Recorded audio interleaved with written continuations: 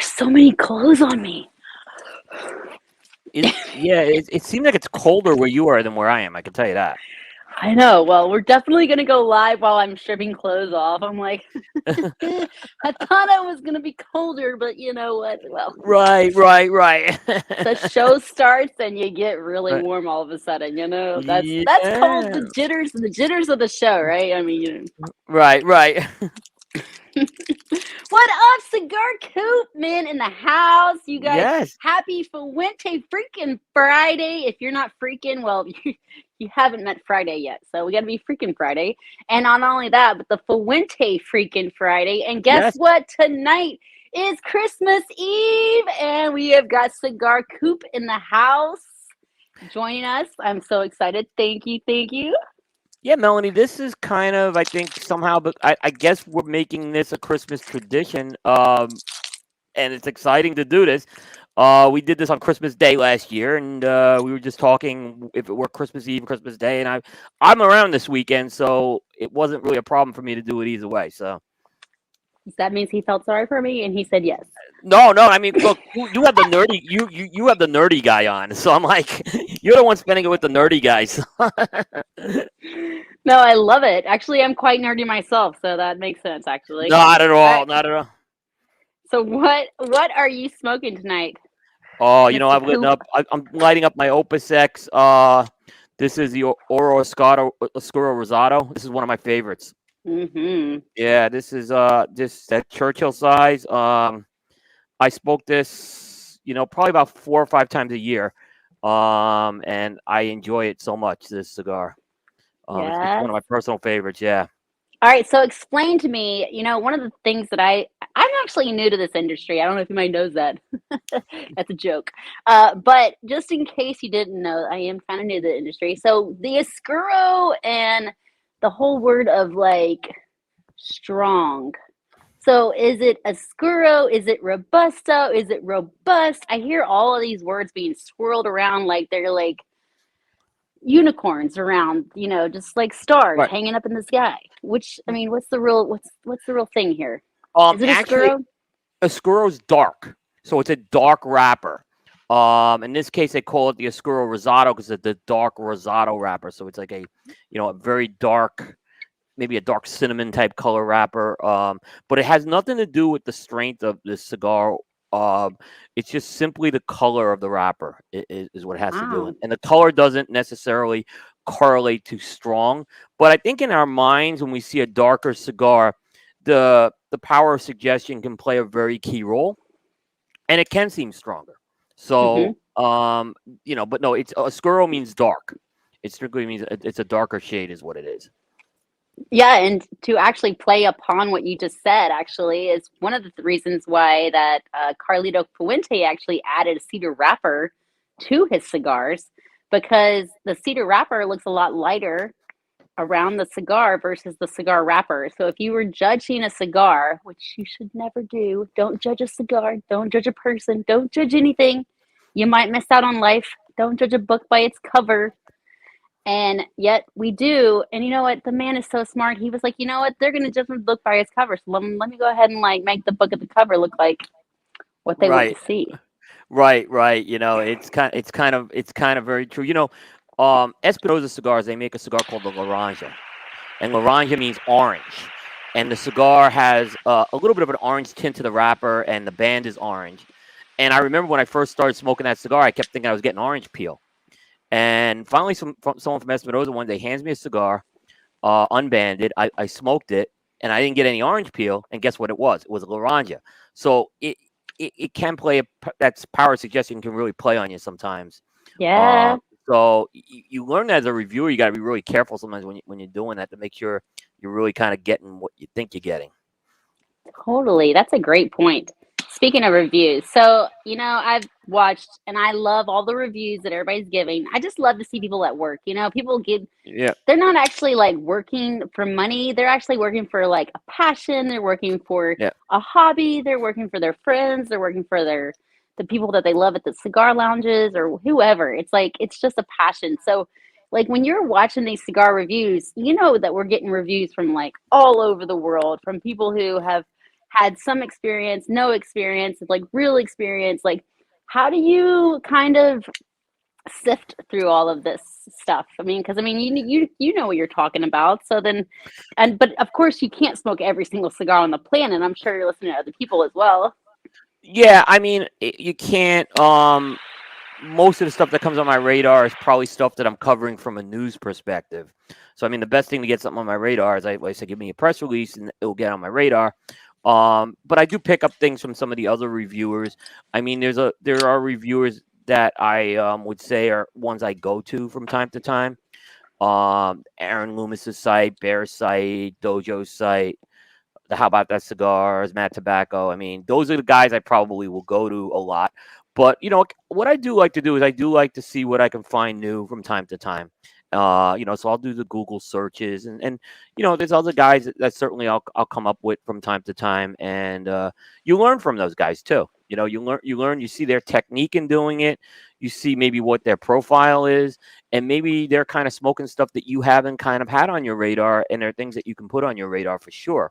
So it's a constant learning experience, and I learn So a lot then, from the other media guys. You know.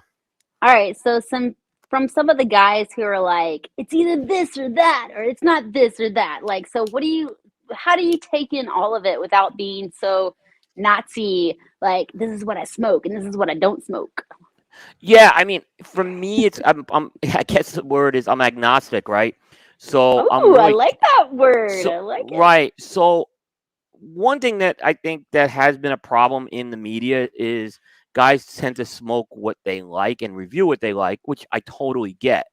But you do have to sometimes go out of your comfort zone sometimes. And it's important to smoke things that maybe, you know, you're not smoking, but other people are smoking. And it's important to give every cigar and every size of that cigar a fair chance. So it's kind of easy for me in a lot of ways to do it now, because now there's just so much I'm covering. Yes, I have my go-tos like what I'm smoking tonight, which is a special go-tos, and those will always be there.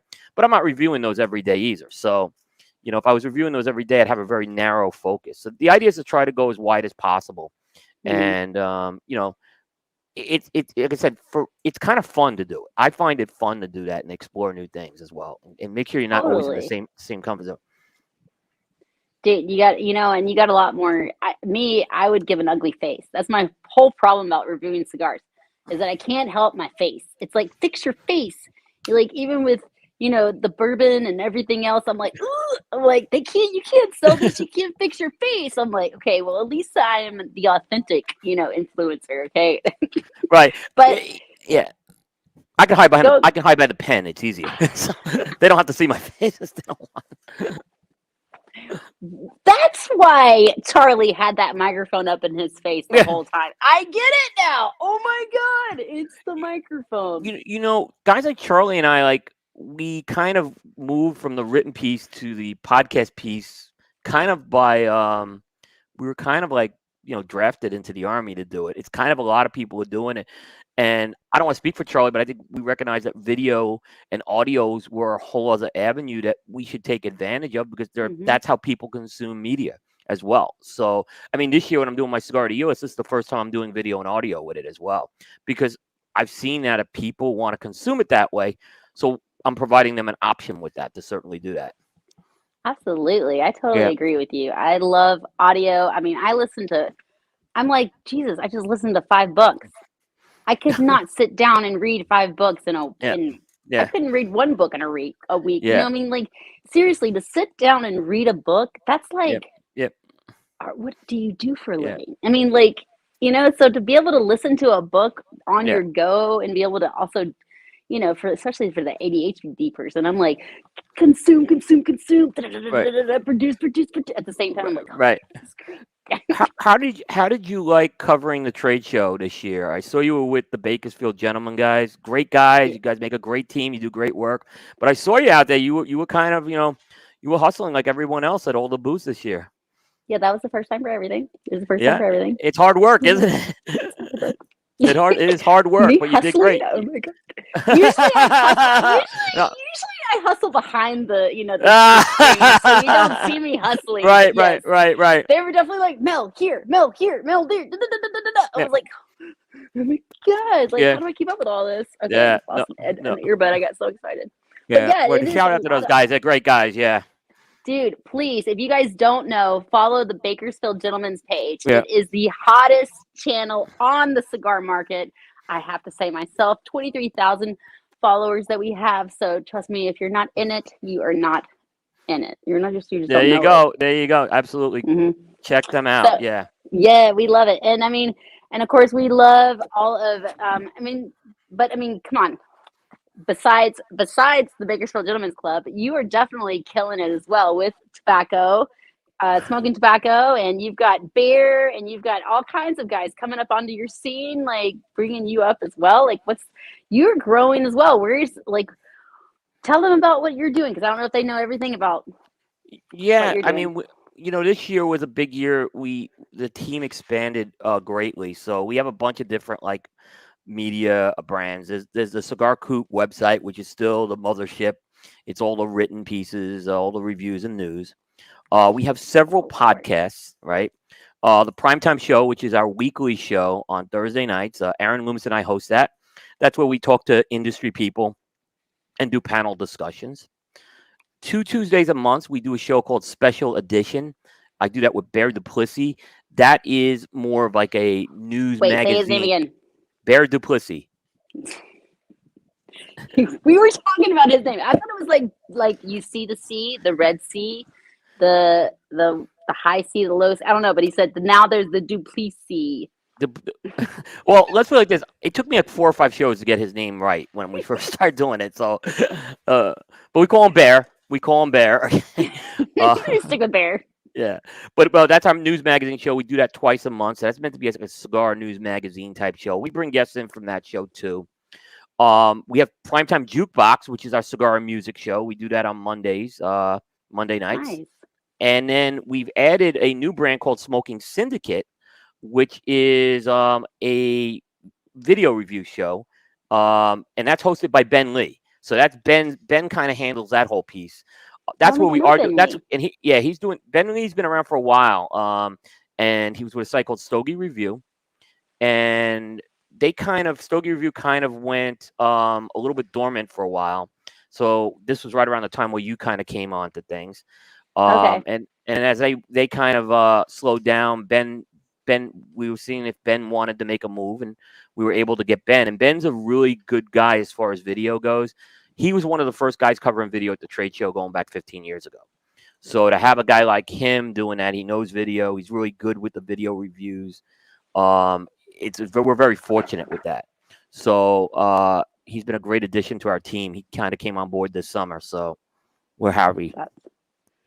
That's awesome. Okay, so this year, tell me exactly in a quick, how have you felt going from COVID to now? And I mean, even in the past year, because even in the past year was also if we just came out of COVID and let's just go ahead and and all of a sudden everybody else came out and we're we already knew that we came out of this. What now there's everybody else.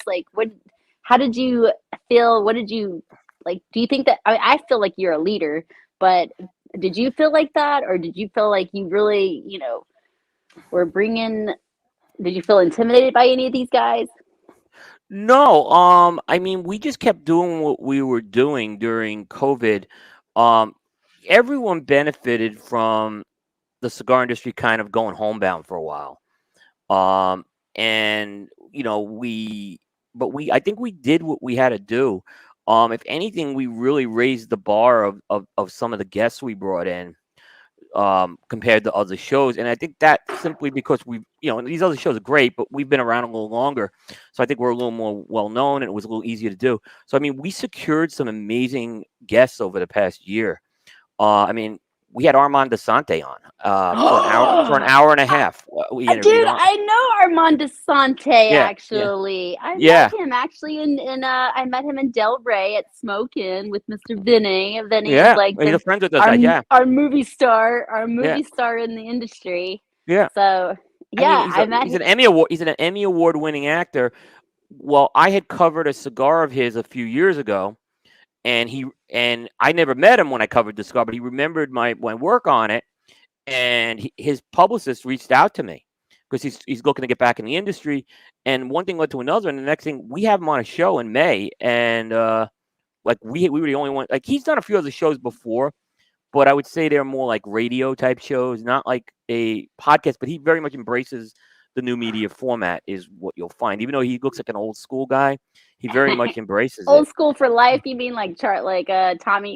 Tommy, I interviewed Tommy on KMA. He's a Big character, that time guy. Tommy. Big Oh time my Tommy. god. Yeah. So, Oh my so I mean, gosh. yeah. So I mean, we called up the CEO of Oliva. We got him on the show. Of course, Carlito. We had Carlito on 3 times. I mean, that's an honor. I mean, and we know Carlito doesn't do a lot of these types of shows. So, for Carlito to take the time, including a 4-hour interview we put him through, which he was just. Which I actually had to cut back because we could have went 7 hours with him. I'm like, guys, we can't get to all this stuff. So, The man can talk. He makes my job easy. Let me tell you, Carlito makes my job easy. I'm like, Carlito, when you come on, he's like, yes. yeah, And then I just let him go. yeah. I'm like, And you yeah, and then there's Cynthia who's come into this. yes. Yeah. I mean, we talked to George Padron at the trade show. It really Pete Johnson's coming back on our show next week. So I mean, we've been fortunate to like, I think because we were established, it was a little easier for us to rate. Like when everyone was getting guests, we just said, all right, let's raise the bar a bit and see who we can get. And we're very blessed that happened, and everyone's been so kind on that to do that. The other thing that's been a little easier, I think, is with the industry homebound, it's easier to schedule these guys. So now that we're starting to see guys do events and get back on the road, it's getting a little more challenging again. But that's okay because we that's how it was a couple of years ago. So we can handle that as well. Yeah, exactly. I think that's one thing that you guys definitely have in your pocket is history. Yeah. You guys have been doing this a lot, so you went through a wave. And I guess, people like me, we got through this wave, and now I'm like, oh my god, there's no likes anymore. Actually, that's not true. No, But everyone. but it's definitely like right now. So first of all, I'm a media person first. Right. I'm definitely a cigar person second. I'm a people Right. person probably the first. Right. Definitely a lover of people. But I definitely follow media, and I find out what the trends are. I found out how to, reach more people with the way the Instagram algorithms and all of that. That's what I study all the time. So it's Yeah. like getting into cigars was almost like a cakewalk. Like, I mean, you guys were Yeah. like, you had like nothing. Yeah, I think we're a little different on our end though, because I think there's overlap between influences and journalism, certainly. Yeah. Oh yeah, totally. But there also are differences, and that's what sometimes, and that's not a bad thing. That's giving different perspectives on it. So absolutely. So our end, sometimes we're gonna tell it like it is, and it's not gonna all be sunshine, but that's okay. We try to do it in a respectful manner that hopefully we you don't. guys do.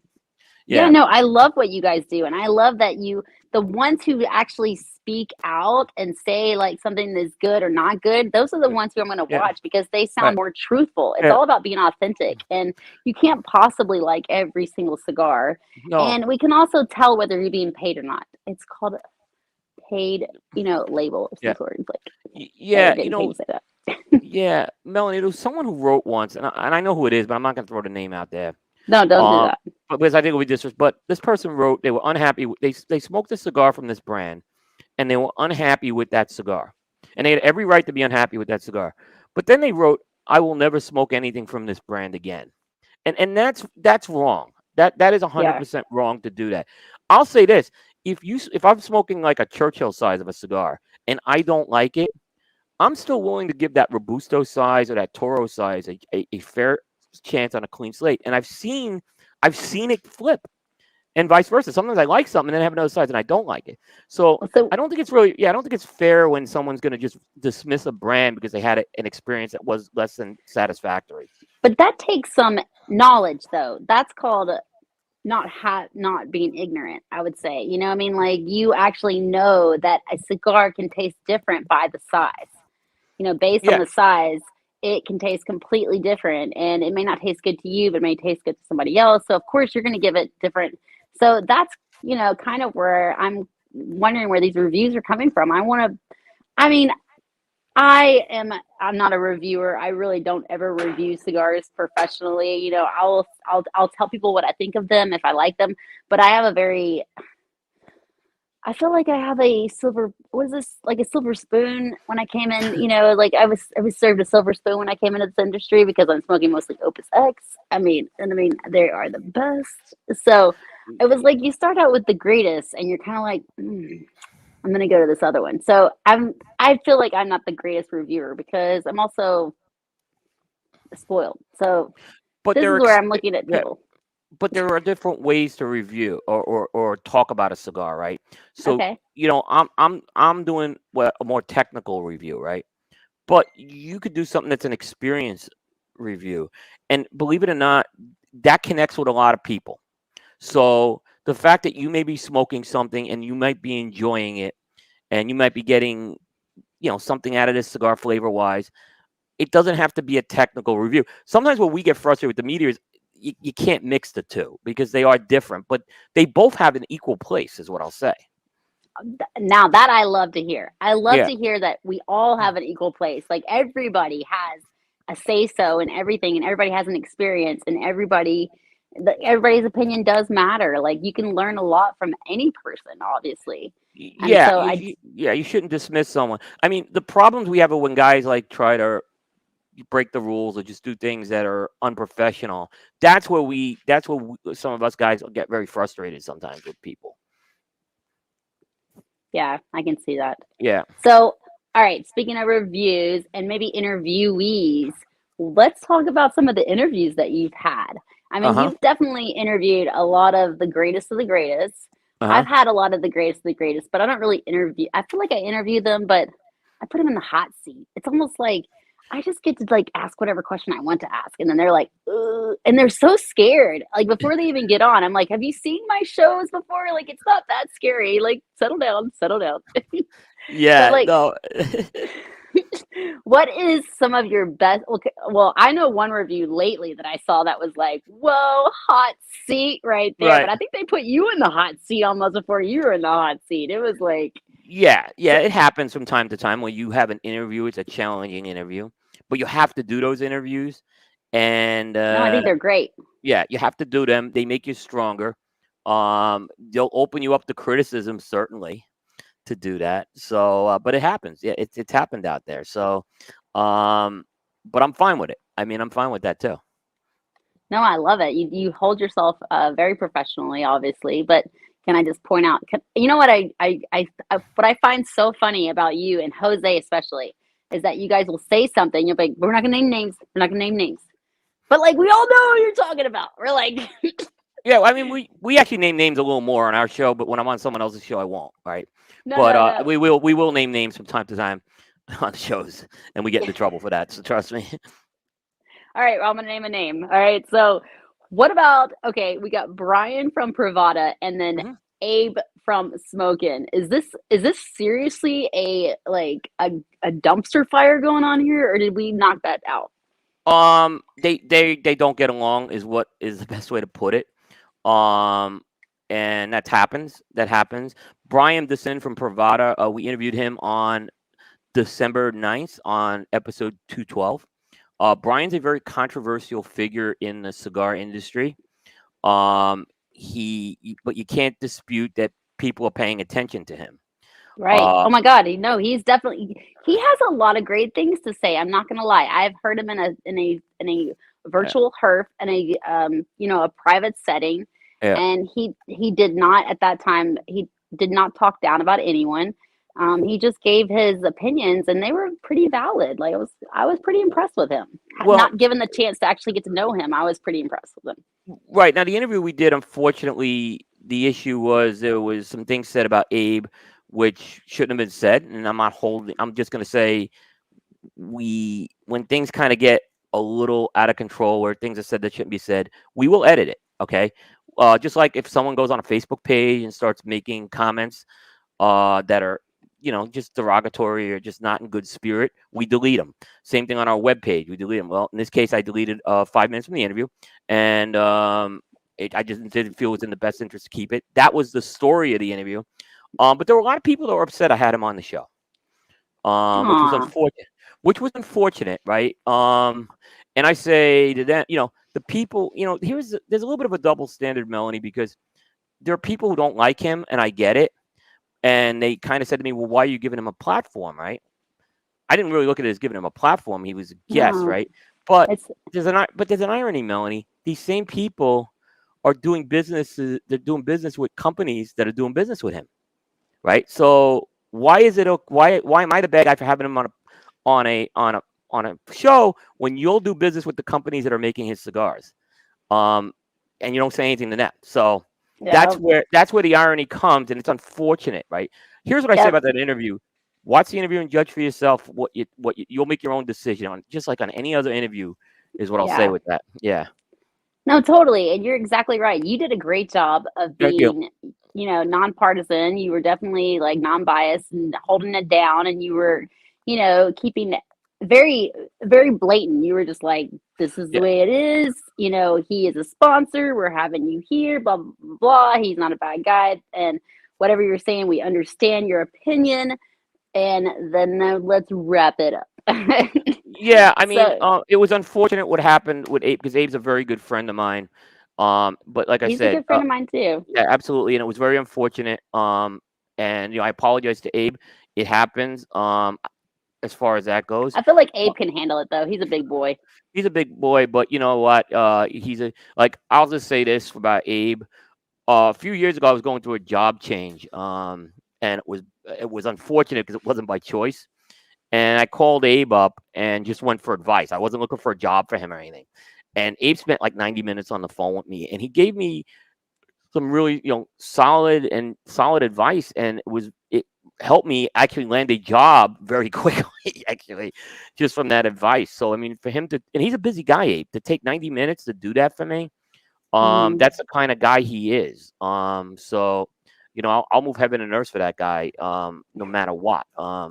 And but anyone who's disrespected, it's just, you know, it's next time we just need a better way to kind of control that so it doesn't get out on a live show. And I have some True. things I've done going forward. Because look, it could happen to any show. It could happen on Meet the Professor. I mean, it could happen anywhere. Oh my. So, Well, so the IG lives are the worst. Those are when yeah, people really take over. You're like, oh my god, I have to exit. yeah, Snap. I mean, yeah, I've gotten streaked on an IG live. I've actually like the other like 2 weekends ago while we were at Smoke This in Miami with Sabor Havana Cigars, which was an awesome event, which you guys have yep, got to check out. Smoke This next year. You definitely have to come yep. to. You definitely have to come.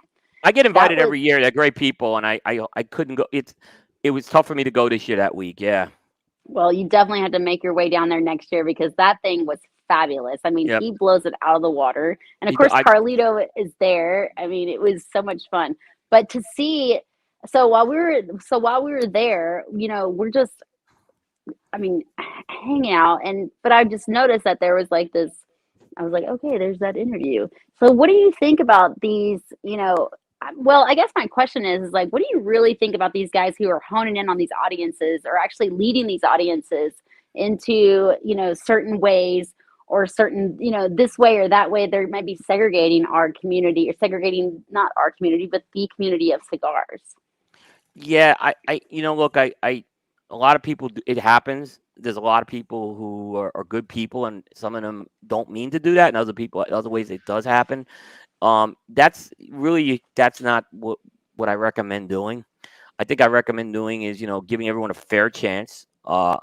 Certainly challenging someone when you challenge someone, but I think it's bad if you kind of lead your audience a certain way too. Then I think then that's a problem. I think then that Yeah. becomes a problem. Um, so I Do you know try how not much, to. do you know how much power you have? I don't think I have that much power. People say I do. Um, but it's interesting when I do an interview like a Brian, and the reaction it got. Um, and I'm like, well, why is this interview getting so much reaction when I did this other interview that I just was so proud of, right? And it doesn't, because there was nothing controversial said in it, but yet I thought there was some really good questions. Yeah, like I did the interviews with George Brightman this year, which Oh, were yes, I love which him. which they were incredible. They were magic. I called them magical. They were the two of the best interviews that we had, from a guy who's a legend. And for him to he paved the way for guys like me. And Hmm. some of the things he said was so kind, But George didn't lead, with that interview, there's no leading on. George just kind of gives his opinion, and that's okay. Yeah, no, but you're exactly right. It's like it's amazing how much influence that these guys can have, and it's almost like Steve Saka. Okay, Steve Saka is a big timer almost because, and I mean, come on, let's just go and say it. Like Fuente is a big timer, but they know how to market it. And if you don't believe in the market, or if you don't believe in marketing your product, then you guys are missing out because you're not realizing how much, like, there's still a market out there. Like, I don't understand why these guys smoking cigars can't understand that, like, we're still selling cigars. Yeah, it's true. I mean, but like, the two people you mentioned Fuente and Steve Saka. The products backing up everything they're doing with the marketing Is too. that true? Yes, So, absolutely. so like they have different styles. Like Carlito's like the master of kind of keeping it close to the vest, just giving little details here and there. Saka's the opposite. He'll tell you everything, and then he'll kind of just say, "Yeah, I don't think this is really good. No one's gonna want to smoke it," and he knows full well everyone's gonna smoke it. So Oh yeah. Oh my God, he makes excellent. But you know what? He fought. Okay, the greatest part of my experience was definitely sitting in the green room with none, like not like none other than just it was me, Steve Saka, and Carlito Fuente. I was literally in between the two, and they're like, no, no, no, no, no, no, like arguing, not arguing, but just like channeling back and forth information, and I'm just like overload over here. I'm like, oh my God. And then Carlito looks at me and goes, pay attention to him. I'm like, dude, I'm taking it all in right now. Like, are you kidding me? Like, this is incredible. Like, it was so cool to be able to listen to the, like, hear them bicker, not really bicker, but just talk back and forth and have their opinions and then be a fly on the wall. Like, that was definitely wow, some, yeah. I mean, that's incredible. And as the audience of that event, which was a great smoke, we got bits and pieces of it, but you could tell there was something that happened backstage, which positive, like that these guys were interacting and it was some fun. It was really good to kind of see a little of that bleed into each of the interviews, which I thought was cool with that. they are hilarious. So what's one of your favorite interviewees? Like what's I mean, I have mine, but I'm not going to say it. I don't think I can say it. Yeah, I mean, I always point back. There's a couple of interviews that we've done over the years. The first one was Charlie Tarano, which was probably he's a guy who was around before you were. He had Tarano cigars. They had a pretty good following. He sold the company to General, or sold the brands to General. Kind of disappeared for a few years in the industry, and then we had a chance to kind of come back. And when he sold the brands, it was kind of like a little bit of a cold thing. He kind of sold and got out, and people were like, what the fuck, right? But Charlie did that interview, and he was very transparent. And he told us the whole story of what happened, and we were getting calls from his reps saying, "Wow, we didn't even know some of this." Like reps who used to work for him, like we didn't know that's this type of stuff, right? Like you guys, Yeah. and we're seeing this come out throughout the show. So that was one. Dion from Illusione doesn't do a lot of interviews, but Dion. It was an incredible conversation. It was everything from tobacco. Then we're talking about fireworks, like 4th of July fireworks and stuff like that. So that was a really good one. I think those are the greatest interviews, though, when you're able to like take them away from cigar, talk. Because listen, okay, here's another pet peeve of mine. Every guy out there is asking the exact same question that you've already asked, and I think that they're kind of getting away from that because I don't know why. I don't know if I've like pointed it out enough. I hope that I have. Like, stop asking the same questions. Listen to some other interviews, okay? Otherwise, it's like where are you guys gonna like make yourself different? Where are you guys gonna actually like ask some questions that are gonna get? Which I love the Professor Show for that reason because I get to be that person that asks awkward questions and they don't even know how to talk about themselves. Like Charlie was like, I was like, Charlie, what makes you feel awkward? And he's like, well, talking about myself, like that would make me feel awkward. And Right. that's what I'm having to do right now is talk about Right, myself. right. Yeah, I mean, it's kind of it's that's always a fun thing to do. We have a Live True segment where it's the same thing, and it was like in that Live True segment where we had Dion talking about fireworks. I had the Rubin brothers once, and we started talking about like stories about my father causing ruckuses on airplanes, like and how he Oh couldn't do my that today. It's just little things like that. The god. one and I gotta add another interview, and the Fuente has been great, but Liana's interview that we did this year, Yeah, um, that was love another her. one of those magical interviews. Yeah. And we went in there like, well, we've talked to Cynthia, we've talked to Carlito and Jose, what do we talk to Leanna about, right? But we really found and built a conversation with her, and I think there was a rapport that we didn't know each other before that interview, and it was just a great rapport afterwards. Like I consider her like one of my BFFs now. It's like she's just so terrific, and but it was just through a conversation that we had. And oh, by the way, this is an incredible woman in the cigar industry who has a lot to offer and has done a lot of great things. So hats off to her as Right. well. Yeah. Yes, hats off to her. Definitely Yeah, yeah, appreciate her being in the industry and being who yeah, she is. She is yeah, yeah, yeah. Really a real great asset. woman. Yeah, real. Yeah, I mean, and just so open about everything, and she accepts everybody, loves everybody. Like you, yeah, hands down. We love you, Liana. Thank you, yeah. thank you. Absolutely. Thank you again. Yeah, we can't wait to have her back, and Cynthia too. It's just like Cynthia Yes. says so many kind things to me, and it's just incredible. Yeah, so Um, now you and Cynthia loves you, loves you, loves you. So like what is it like being kind of like taken into the Fuente family like that? What's that feel like? Well, oh, cuz okay, wait. Before okay, so before we actually did this previous show right. on Christmas Day, which was last year on Yeah, Friday, you were like, "Oh my god, this is going to be so awesome." And Carlito was on. Unfortunately, Carlito couldn't join us tonight, but he's here in spirit, I'm sure. absolutely. I talked to him on Wednesday on Reinhardt's show. So, and Yeah. he was in rare form. uh, but yeah, no, it's an honor because for a while we had a little trouble like connecting with the Fuentes on online media. And I don't think it was anything personal they had against us. I don't think they understood it. Like, and I think they'll tell you that, right? Carlito kind of joked about being a dinosaur, right? But I think once they saw what we have to offer, wow, they kind of opened their doors, kind of into their home, so to speak. And it's been incredible. I mean, they've been incredible friends and partners, and we're privileged. We're privileged to have that. It's like I said, I talked to Carlito Christmas Day last year. It was like incredible. So, and he did our Well, show he's done good. our show 3 times. I mean, Aw. a I bu- know, right? He's like all over it now. He's just like, wait, can I get on there? Can I get on eh, there? He loves it. so I think he loves meeting the people. It's like He it's does. all about He is.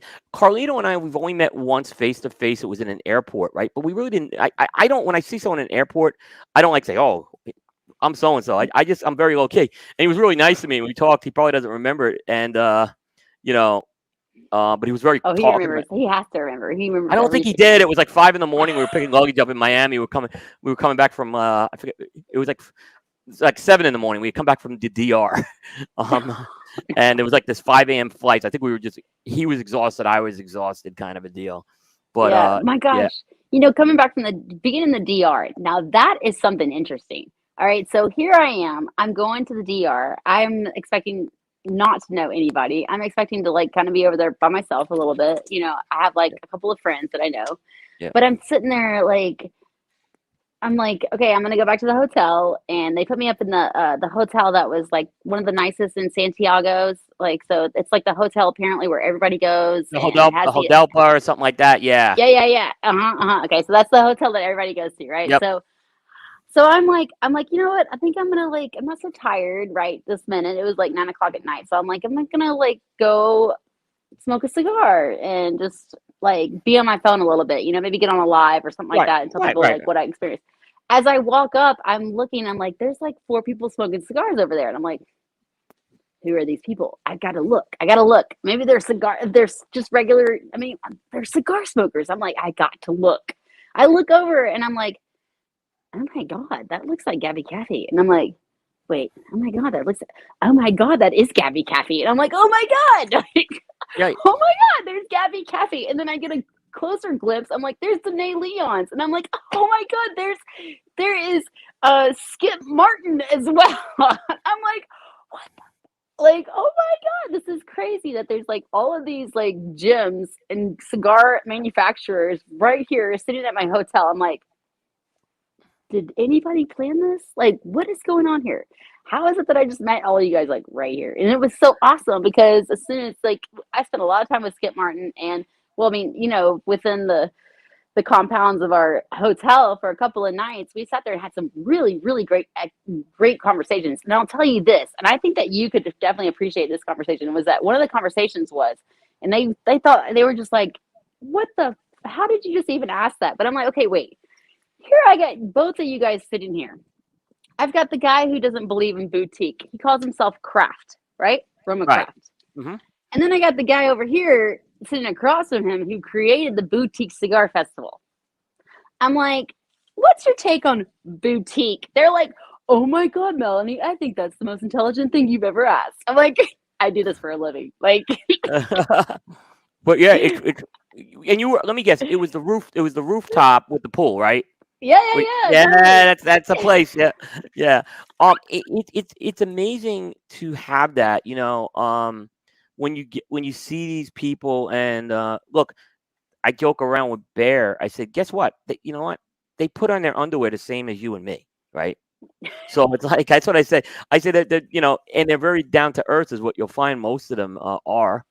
And what's really like, Absolutely. but when you get them from these different walks of life, and I mean, I'll remember the one we were in a booth at the IPCPR a couple years ago, and we had Pete Johnson and Justo Aroa, like one guy from Honduras, like legend in Honduras, Pete Johnson, who Garcia family, and these guys are conversing, and we're the fly on the wall, and this is like this was like gold, like Bear's like Bear's like, we gotta go to more booths. I said, Bear, you really want to go to more booths and miss this? I'm like, because you ain't gonna hear. We're the fly on the wall, and they haven't kicked us out. So it was really cool. So it's a wonderful thing when you see, and you'll see more of that happen as you start doing more in person stuff in the industry. I don't know if you're gonna go to Pro Cigar. I'm gonna be down at Pro Cigar this year, hopefully.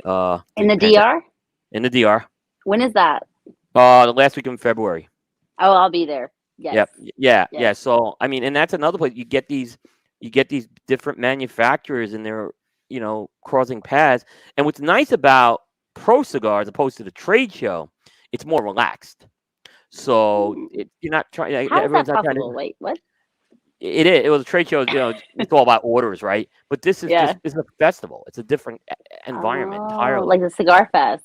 Yeah, but this is but what's really cool about this festival is you're in the backyard of the manufacturers. So not only that, you get to meet people who are behind the scenes that you might normally not meet in the States. Okay, so how do people get to that? How do people get to the Pro Cigar? Is anybody able to go to Pro Cigar? Yeah, anyone's able to go and buy a ticket. In fact, you go to cigarcoop.com. There's a page. There's a graphic on the sidebar where you can click and buy your ticket. Nice. So, but yeah, I don't know. And what happens is it's a combination of factory trips throughout the day, and then gala stuff at night, and fun stuff in between. It's like I said, I went 2 years ago. It was one of the most incredible moments, and I had a very interesting moment though at Pro Cigar.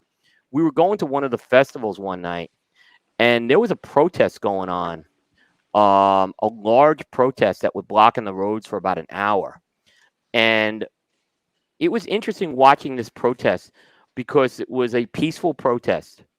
And, like I said, and they were protesting the president and stuff. This was like big time stuff, but it didn't get out of control. But it was very interesting just being in that cultural situation and watching this unfold. And like I said, we're sitting there for an hour and I wasn't really frustrated for an hour because I was just fascinated with watching these protesters, like peaceful. They weren't trying to, no violence. For a while, at first I was a little intimidated. I thought it could turn violent, but it didn't. And then we eventually got into the festival, and it was like a little anticlimactic after that. Anticlimactic, I love it. Yeah.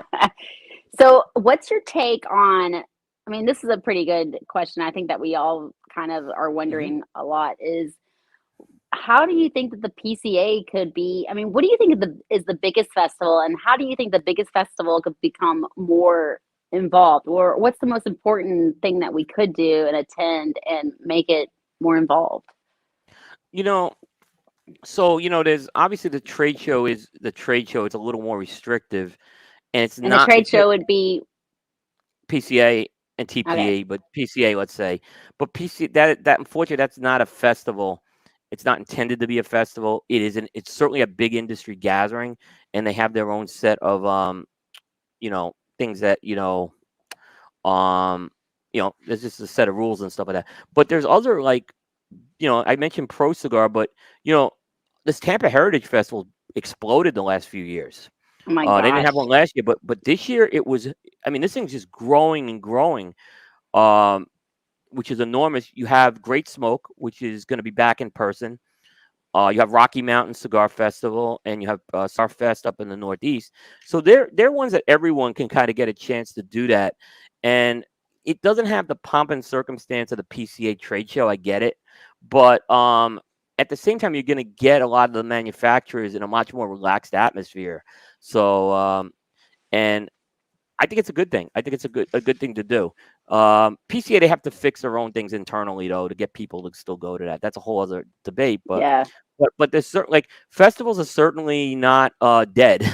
Tampa. I mean, I heard the Tampa numbers were huge this year compared Yes. to, like, previous year. So and But I feel I like that has a lot to do with the groups, though. That has a lot to do with the Facebook groups, the groups that, like, I mean, you had a lot of, and this is where I'm really big on like festivals and things that are happening. It's merely a friend that's going, and a friend is like, hey, you want to go? You want to join me? Like Joey Bianco. He showed up. He's like saying it's 15,000, that 15,000 people showed up. I mean, a lot of people showed up, and they were part of the Cigar Fanatics group. A lot. I mean, it was literally a huge group of this one group that showed up because they're big, Fuente. But not only that, Fuente was getting inside their group and showing their love and support, each day. So of course they become great Fuente lovers. I mean, of course, Fuente makes excellent cigars yeah. anyway. So it's like, they had the product to back it up. But at the same time, it's like, I think that human connection says so much. I mean, you can't. I agree, and I think that what Fuente's done in the last 2 years on social media, I've said they've woken up the sleeping giant. So now they've woken the sleeping giant up, and now they go to the festival, and guess what? Everyone's now coming to the festival to interact with them. They Yeah. had they had to have a huge, I mean, incredibly busy. You guys took the time to do the Meet the Professor show that day. I mean, which I don't know how you Yeah. did with everything else going That on. was Jeremiah. Oh my God. He's like, Jeremiah has something and he's like, okay, let's record this on a different day and we'll air it on another day. But then Yeah. when we have something, he's like, nope, we're going to do it on that day. Yeah, Like, I recorded. I had actually Bear was supposed to be on the day I did the show, the second show. aw, But yes. Bear couldn't do it. So I ended up doing that show, and then Bear was rescheduled. So they recorded. I remember that was a recorded show we did that day, and Yeah. it was still. But again, that's the commitment that that show has had. Guys are committed to doing a show almost every week. So I mean, Yeah. that's very hard. I don't know if you. I don't know. Is there a show Sunday, the day after Christmas? Yes, Eh, we're gonna What? have a show this Sunday. There will be a show this Sunday, guys. If you don't know, go to the professor. It's called tinyurl.com forward What? slash the professor show. Here, let me get it up here. There's our Facebook. Ticker it across the bottom. You can definitely What? go and hit that bell. Be notified anytime we go live, and you'll catch all the shows. But if you want to go to our YouTube channel, there's definitely the tinyurl.com. Let me see if I can find it. There it is right there. That one will take you to our YouTube channel and you Mhm. can watch all of the episodes. But yeah, oh my God, listen, if it wasn't for the Professor Show, I wouldn't know the amount of ridiculous information that I know about cigars. Like, I'm like sitting there talking about cigars and people are like, you lost me. I'm like, oh my God, this used to be relatable. And now I've like gone to this level of like, I'm talking over people because they're almost like, what? That's too much. Is it good or They have not? had, yeah, and they've had some, like, real industry insider people on that show. That, like, Totally. Yeah, so and that's because of the connections of Carlito, Jose, and Jeremiah, Yes. of course. Um, like so, they've had, I know they had Ciro on, for example, from the factory, and that's someone you Oh don't yeah. normally get. What an interesting interview that was. So Oh my God, that he's fabulous. he was. I mean, he was. So and like I said, Jose, the guy who was doing. I mean, the only time they kept him out of the show is when he was sick, unfortunately, and I think Right. they had to keep him down to We not do don't the keep him show. out of the show. We love Oh, Jose anytime he yeah. can join. He's like, I am a COVID survivor. He's like, Yeah, we he's love he's that. COVID. We love Jose Yeah, for that. yeah. I mean, we do, and a year ago, I'm gonna be straight. I was really worried about my friend, and I Yeah, always talk to Jose, and that's kind of been a joke. But when I don't hear from Jose, like I know he's on vacation with his family now. It's a different thing. But when I yeah, don't hear they're in from France. Jose, I get worried. Yeah, and I got Yeah, worried, and unfortunately, some of my fears came true with that. But now he's enjoying time with his wife and son in France.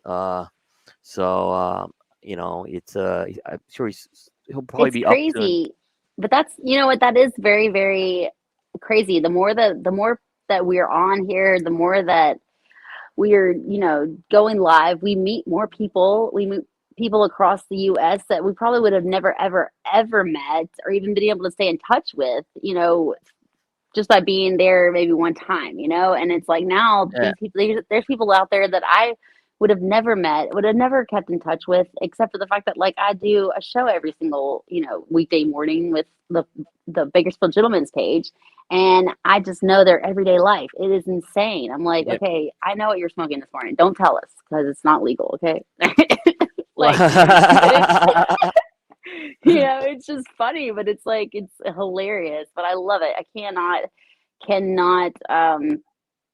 I don't know. It's a hard pill to swallow because I'm like, okay, I definitely want to do right by this industry, but at the same time I'm like, you guys are ridiculous. And for me to be ridiculous, I'm like, I can smoke cigars or I could just talk smack. Like, what do you want? Yeah, when we did when I got to participate in the 1 year marathon, which was an honor, I got to interview two guests. One was Andy Sharfman, who I know really well. He's an old friend. That was Yeah. easy. But I didn't know the other person, and he was a guy from Chile.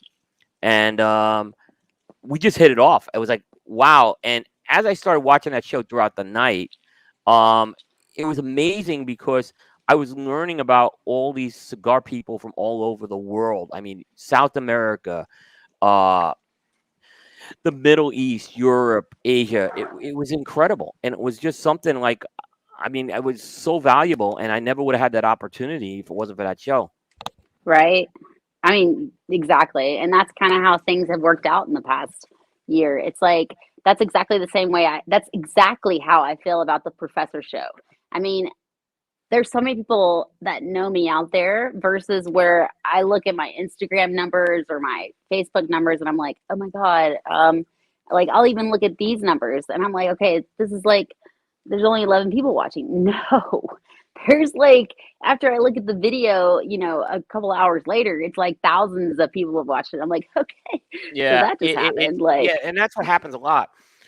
Is especially with our show, we find most of the people consume the show later, and we also put an audio copy out, and a lot of yeah, people listen to that, particularly now that they're back in their cars again. We find like we'll do a show Thursday, but Monday morning we see a big spike in the audio numbers because everyone's downloaded the show to like listen to that week. So it's incredible. But yeah, it's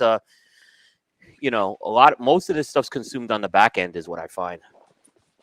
oh, absolutely. They're definitely consuming it, even not even during the fact. And that's impressive, which we all have to kind of take that in mind is that, like, you know, when you put something out there, it's going to be seen. It is. It is. You better take it take it with your head held high. That's what I Yep. always say. Exactly. All right. Exactly. So what's one of your most like favorite moments of 2021? Favorite moments of cigar related or I have to get my trash before it falls off. let's see. I'm gonna say personally It was the media compound we had in Vegas, where that's a house we rent in Vegas, and we had just about every member of the Scar Coop team there except for one person. Nice. And it's great because it's like our place. It's kind of like our office after hours, and people want to come and hang out with us, which is really cool. So Yeah. we this year we had less people for a couple of reasons, though COVID, but it was also that heat. It was still 106 degrees at night, so I don't know how many people Whoa. wanted to smoke out Wasn't there. that was incredible. Okay, so I'm gonna go ahead and just like say I've been in Florida, for a long time. I know Uh how huh. the Florida weather feels. I'm used to definitely hot weather. So cold weather is not necessarily my friend, although I'm holding up pretty well. It could be my friend. But it's like in Florida, no, in Las Vegas, we went there and it was like, I mean, it was like a ton of bricks hitting me. I was like, oh my God, how are people not suffocating down here? Like this is terrible. It was so hot. I could not believe it. Like, Yeah, I mean, this was 117, 119-degree hot. Those were the those were the high temperatures, not the temperature that your car is giving you. And so when I go to Vegas, typically what I do is for the trade show is I go take a couple of days to prep, and I go up to the mountains, and I go to a place called Mount Charleston, which is about 45 minutes outside the city. It's a high elevation, and it's really cool there. But the heat wave was so bad that it was hitting 100 degrees up there. It was a problem because the lodge I was staying at, the air conditioners just weren't working. They weren't. It just that place wasn't designed for 100-degree heat because it never gets like that up there. I actually ended up having to leave a day early because it was just the air was so bad up there. it was So bad. it was bad. So I mean, normally I go there, and while it's like 100 degrees on the strip, it's like 60 degrees up at Mount Charleston. It's because of the elevation.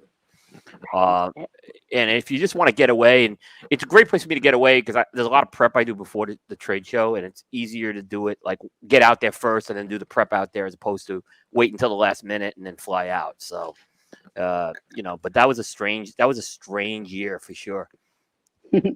So what's your favorite festival or place or conference to go to? Like what's the best one that you really feel like you're at home? Um, I'm going to still say PCA because I've covered it for so many years. I know the lay of the land now. I know all the people out there. It's still, I think, the biggest gathering in terms of the industry and the media folks because I got a lot of friends in the media. So I'm still gonna say PCA. It was when we had no PCA last year, something was missing for sure. It was a downer. So Yeah. but I know PCA has its issues and all that. But again, I still think it's a great place to just connect with everybody and do that. So I'm gonna still say PCA. It's still the Super Bowl to go to. Yeah, I would say the PCA is the greatest as well. As long and especially they are the ones who are fueling our rights to be able to stay alive in this industry as well. I mean, they have a huge part in the cigar rights of America, wouldn't Yeah, you say? yeah. I mean, listen, they get their criticism, and they've heard their criticism from me certainly. But this year there was a major tax increase that was probably one of the biggest ones the industry has been facing in over a decade. It could Hmm. have been really bad. It was stopped. It was stripped, and you can't say that PCA didn't have a role in that. There was a role they had in that, as well as our trade organizations. Without them, we wouldn't have had it. I'm sure there was some help they had along the way, but that's their job to get the help where they need it. So, I think they deserve credit for sure with the work they did this past year because in previous years we'd see these like ominous things happen and we'd get beaten. Like so, the last couple of years we're starting to see some wins. We're not out of we're by far not out of the woods by any means, but we're starting to see some payback happen right now. Even little things. Yeah, We're starting to see some smoking bans kind of get rescinded and stuff, which they've been a little more quiet about reporting those, but there's been a few of them that have been rescinded this year, which has not been bad either for us. yeah. I think that I mean, really, it doesn't take a politician not much to be able to distinguish us between a cigarette. I mean, it's not rocket science. Yeah. this is pretty simple stuff. It's almost like they're either being whipped into something else, but you guess what? After they're being whipped, they're definitely going back to the back room and smoking a cigar for Yeah, themselves. yeah, Like, yeah. I so mean, exactly. Jose says it well. CRA is the last line of defense. They're not perfect. I'm the first one to tell you, and believe me, I'm the first one to critique them, and I've critiqued them this year even on some stuff. But guess what? In the end, we need them, and they need our money. So, yeah, for so sure. Money, money, it money, money. yep, yep. So, what's some of your biggest takeoffs from 2021? Like with all of the cigar, industry having a little bit of a boom from COVID, and now we have kind of gotten into another groove. But obviously, there's a whole new like strain of Omicron coming on. Like what do you think is going to happen now? Which I think is anything. It's going to be great, whatever happens. But where do you think we're going to go with this? Yeah, I think now the industry's better prepared than they were in 2020. So I think they Yeah. look, they faced this industry almost shut down. It almost came to a standstill in 2020. Um, parts of it did. And guess what? They came out of this thing like the phoenix. I mean, so they've learned that I mean, what kind of industry gets shut down? Like the factories are shut down, stores are shut down, but they found a way to persevere. So I think they're better prepared for that. I still have some concerns that there's people in denial that we're in a pandemic, and that concerns me a little. I just think that you need to do things a little different now. Um, I'll be honest. I don't know how. Like if there was a Tampa Heritage Festival now, I'd have second thoughts about if they should have it, right? But I'm not trying to get political, but I think we still have to keep safety concerns and everything. I'm someone personally who had a battle with the infectious disease 3 years ago that almost took my life, so I'm very Wow. careful with that. Yeah, and I had to be very careful during the pandemic. So Was it COVID? But it wasn't COVID. no, it was sepsis. It had a blood Wow. infection. Yeah, which again, I caught it somehow. So now I just have to be a little more cognizant of not catching something that could do that. So it wasn't COVID, but so I don't know. Like I haven't gone to a lot of events this year. I'll be honest with you. I've gone. PCA was probably the biggest one I went to.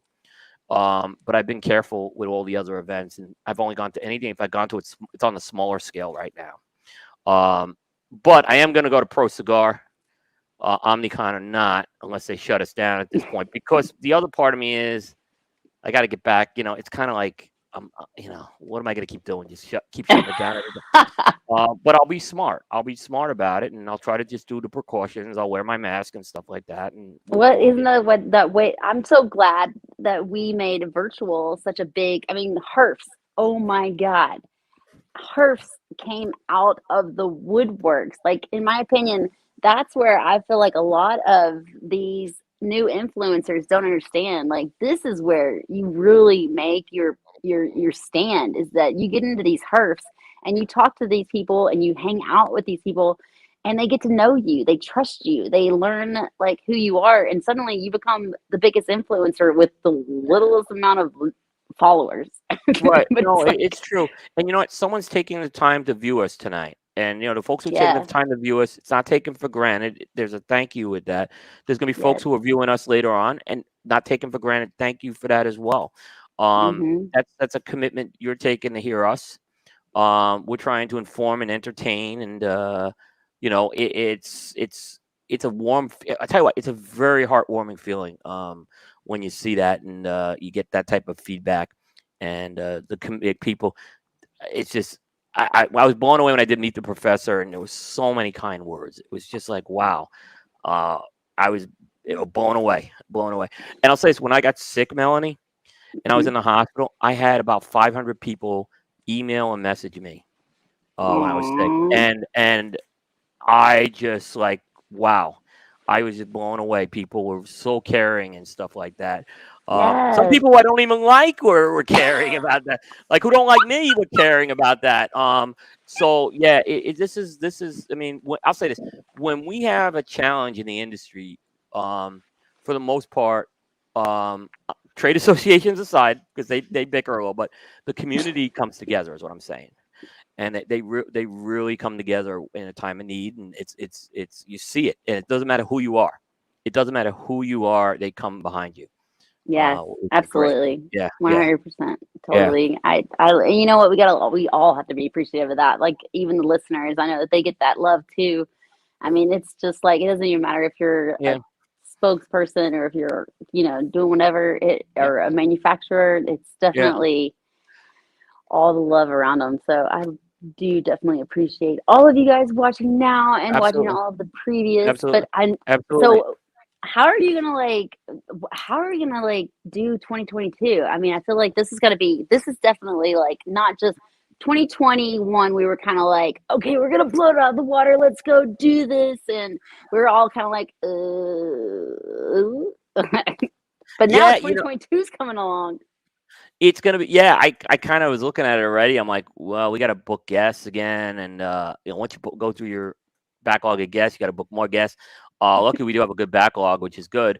But you always wonder how you're going to top it, and I think the answer is don't try too hard to top it. Let it happen organically and Hmm. naturally. Just keep doing what you're doing, Hmm. and there'll be ups and downs with as what will happen, and that's really the goal we're gonna do next year for sure. I noticed things, for example, we learned from covering the trade show that we're going to fix a lot of things next year from the trade show to make it better. So a lot of improvements. Uh, Coop's not expanding next year, is what I'll just say. I think we're not in a place to expand because we've done a lot of expansion, adding team members and stuff. So now it's I think we have to kind of stay the course a little bit, and but I think that's a good thing for sure. And we'll see what happens with that. Yeah, Yeah. exactly. So, all right. So, any memorable and embarrassing moments from 2021? You got any like good stories to tell us? I love a good story. Well, a good story. That's a good one. Um, Anything embarrassing happen? A lot of people will probably say the Pravada interview. I don't look at it like that at all. So, how Uh, much crap did you get from the Pravada interview? Like, tell us the deets. Come on, spill us out. There was a combination. Most of the people were upset about the edit on that. I don't, and then there were people in the industry who were upset we gave Brian the forum. I think were the two main things. But we also got a lot of good feedback on that too, right? Yeah, no, I So we think it's got, great to have everybody's opinion in there. yeah, yeah. So, but that really, I was a little embarrassed with the Abe thing. Obviously, that was the one thing I was embarrassed about because I didn't feel that was in the best spirit is what I'll just Yeah, say. I agree. So that was It was a little off outlandish. It yeah. was a I little mean, outlandish. yeah. So I think that's probably the big one. I had a little bit of I remember earlier this year I interviewed Alan Rubin from Alec Bradley, and there was a question I asked him. I prepped him for the interview, and there was a question I went off interview with. Um, that and I don't even remember what the question was. So I'm being honest, and I kind of caught him off guard, and I blindsided him, and I felt bad. But he was a good sport about it. He's like, no, it's fine. I said, no, I blew it. I went off the track with that one. And he was a good sport about it. So it wasn't like I said, I don't even remember what that was. So I think that was a good one as well. A kind of a good learning moment that we had. Um, Oh, a learning moment. That's a good point. You almost have to you have to like take these lives and almost like, so you said that you do edit, so is it like you go live and then before you post the interview, you'll edit it a little bit because you're doing these lives, aren't you? yeah, but in this case, the edit it went up as is, and then when I went back and listened to it, I'm like, this can't stay in here because but some people saw it already. So Yeah, yeah, so yeah. They but posted I mean, other like I things. said, like if you go onto my Facebook page and you say "f you" to Bob, some guy named Bob, right? That's gonna come down. That comment's not staying up on there. Or if you comment on my Facebook page and say "f you" to someone, it's just we're not gonna. That doesn't allow. So I Right. can't allow. If I'm doing that on my written content, why would I allow it on the podcast thing? And I get this like, wow, freedom of speech. Yes, but I have editorial control. I don't guarantee that, right? I have to have editorial control. And I can't have something where people have got to worry about watching my show and worry if they're going to get flamed. That's just not the way to do things on that. So that pretty much was that. I mean, I think I'm trying to think if there was another embarrassing moment that I had. I went through, I guess in sports, like we do sports stuff, and I'll just keep this simple. There's a guy named Gabe Kapler. He's the manager of the San Francisco Giants, and he used to manage my team, the Phillies, and he was like awful. Like he was terrible, and he was run out of town, and he goes to the San Francisco Giants, and he has the best record in baseball. So everyone's needling me on this now. Like, and I'm like, guys, he was a terrible manager when he managed my team. What do you want me to say? I still think he's a terrible manager. But like, if he would have won the World Series, it really would have been embarrassing. But boy, did I get a lot of garbage on that all year. People don't forget that. But you got to be able to take that too. Yeah. That is so funny. Yeah. All right. So, one of the first interviews that I had gotten to know you by was actually an interview where you guys did the buy, sell, or trade. Ooh, yeah. Yeah, Yes. you remember this one? That was on Eric's show, the Dojo show. Yeah. Okay. Are you guys still doing that show? Is that like still a thing that you guys do? This the buy, sell, or trade? Well, the answer it's not mine. It's Erica Thompson's from Cigar Dojo. It's his concept. Okay. I've participated with it in a few times, and as far as I know, he's going to be continuing to do that a couple times a year. So, Yeah. I'm actually in the harder position because I'm the guest and I'm expected to comment on that. And that could get pretty controversial with that. And that's gotten controversial. Well, I got a pretty good story from it. Actually, was that that night was a cigar prop was on there, and he was like on Arturo Fuente that night. He was like, sell, hard sell, hard sell. And we were like, what? Where are you going with this? It was Fuente. Fuente is like Apple, like you said. And it was like, okay, he's going to say hard sell.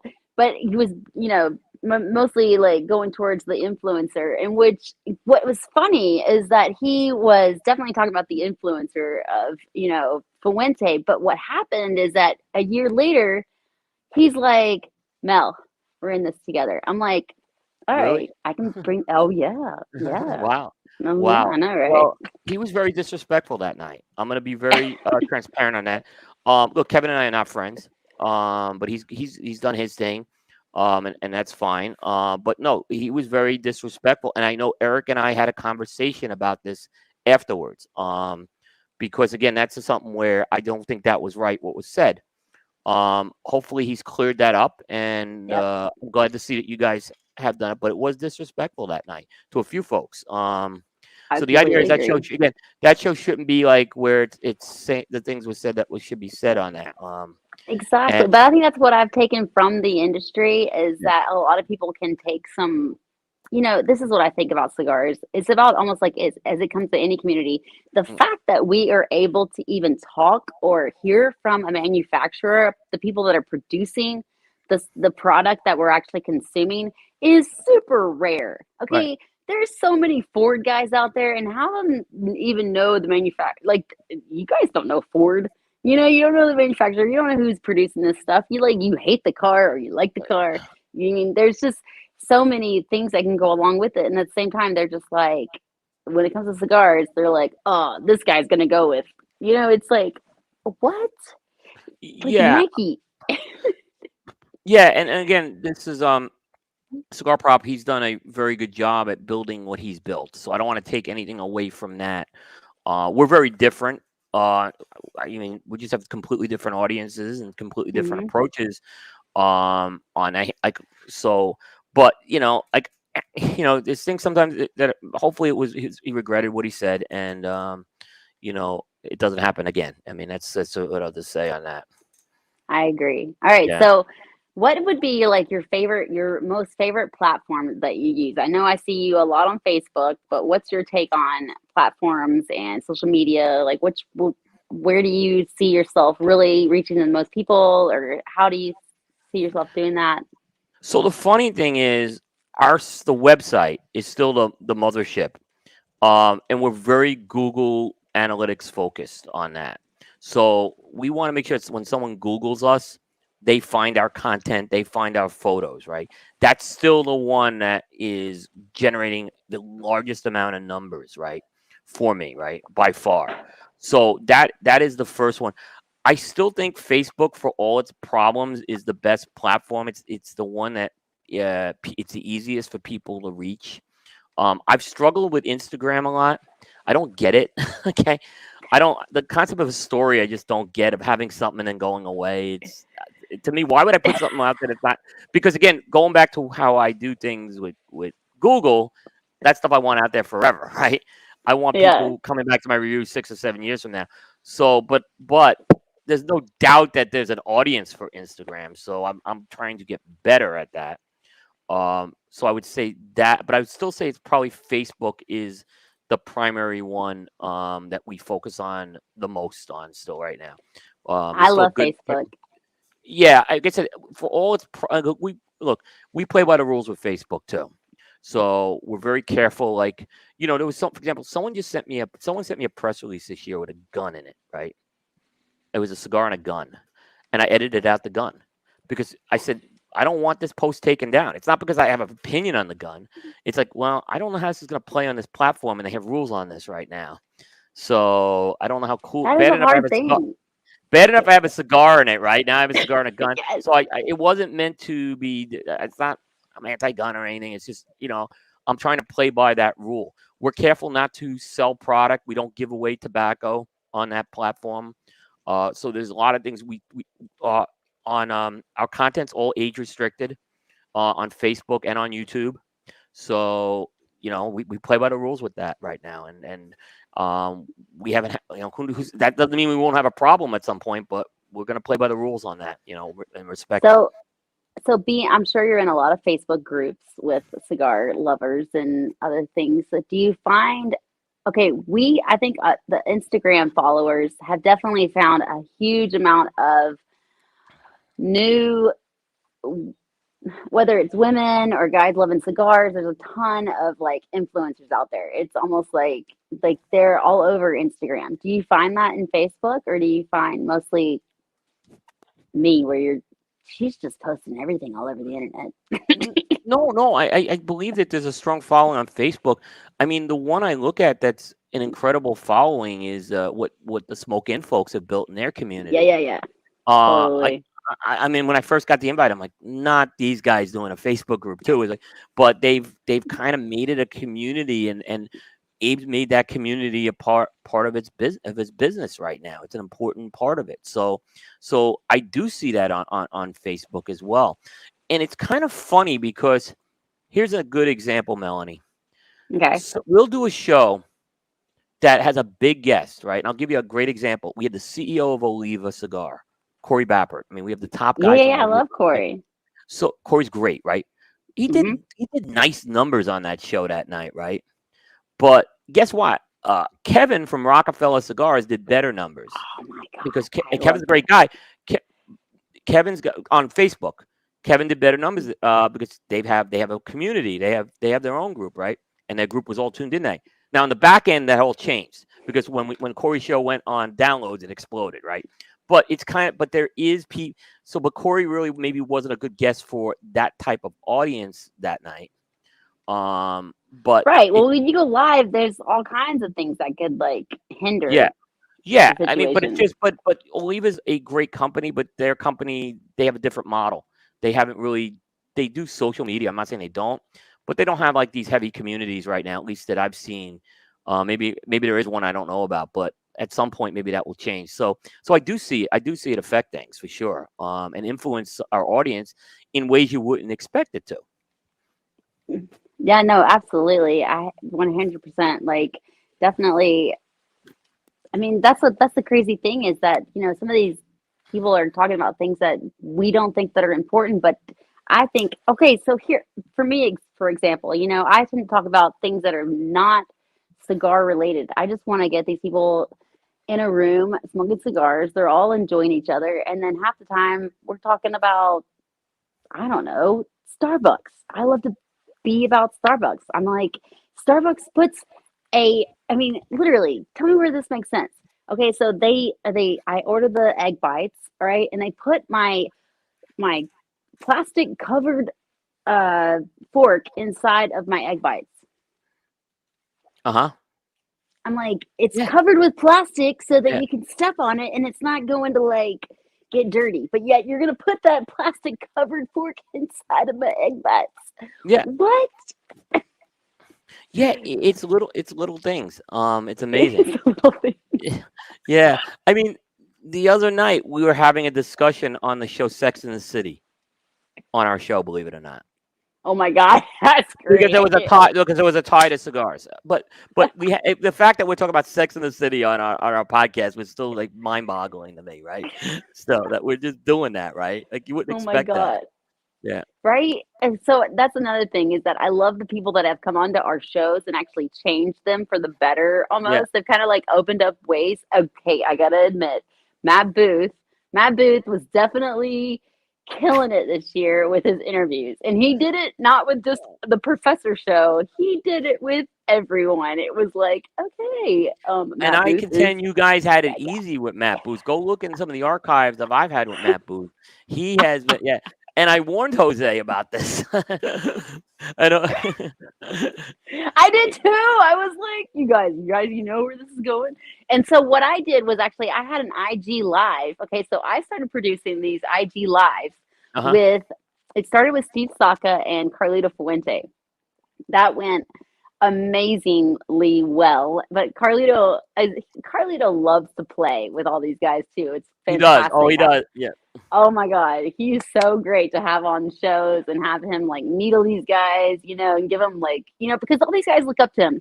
My other favorite thing about having my interviewees is like I can definitely like get them to say that Fuente is the best. They're like, well, other than the Fuente, which I know you love, Melanie, but we do love the. I'm like, yes. Don't get me wrong. You just said Fuente's the best. I get it. Okay, my job is done. Drop the mic.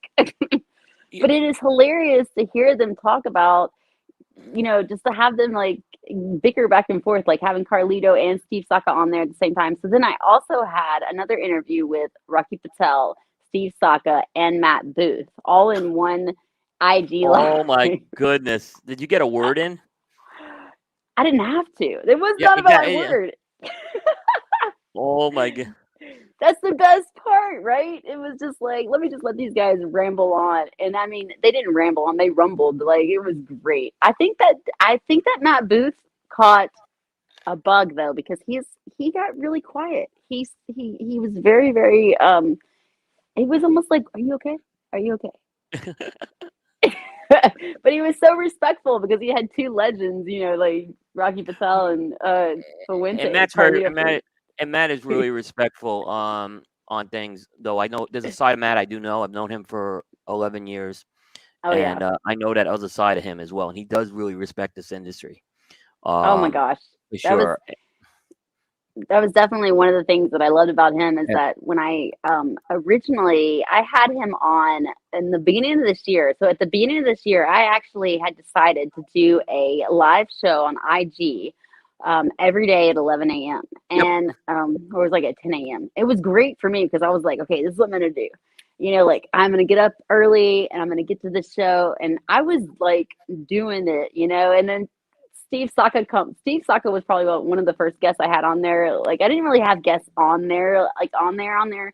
I was just gonna be on there smoking a cigar. But then I was like, let me get somebody on here like that you guys might like. So I had Steve Saka, and he's like, okay, how many days is this gonna last? Because I don't see you doing this every day. I'm like, okay, we're gonna like say at least 100 days. Okay, let's go with that for versus 365 days. And he was right. I didn't quit. I didn't keep continuing that. That was a lot of work. So it is a lot of work. I remember Fuente was trying to do that originally with Meet the Professor, and I knew Yes. that Oh my God, we were on every I day knew of that the wasn't gonna COVID. work. I knew that wasn't gonna work, right?